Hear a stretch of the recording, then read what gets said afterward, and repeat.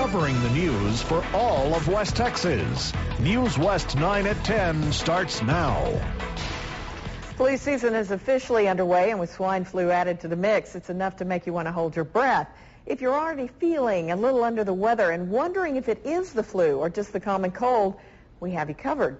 Haley Burks breaks down everything you need to know to stay healthy and beat the bug. That's the best thing you can do is if you don't feel well, you have a high fever, just stay at home. The achy, sneezing, coughing flu season is now officially upon us. But with the seasonal flu, the H1N1 strain, and just your common cold, this flu season is just confusing. Now, a cold, doctors say, is usually above the neck, sneezing and congestion.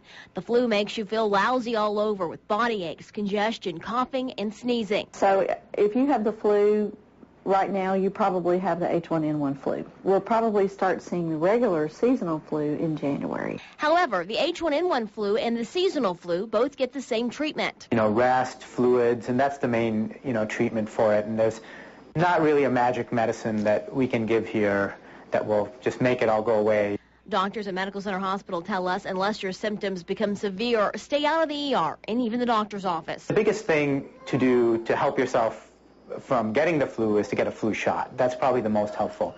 Tamiflu is not a substitute for the flu shot. There are certain populations which should be a little more careful.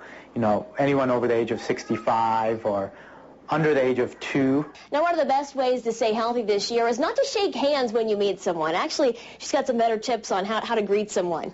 Haley, if I greeted you during flu season, I would bump elbows or just simply bow. There we go. Officials tell us the H1N1 strain of the flu seems to hit kids ages 2 to 9 the most. So we would recommend that if you have children in that age group, you should think about where you're taking them.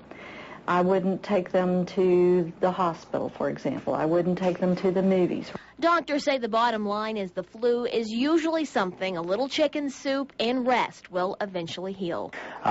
In general, just what you can do at home is the same thing that a physician can do because there is no magic cure for this. Haley Burks, News West 9.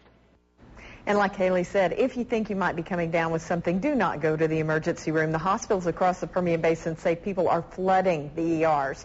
Doctors and nurses emphasize most flu cases can be handled by simply staying home and resting, and see your family doctor if the symptoms do get out of hand. Try those options first before you head to the hospital.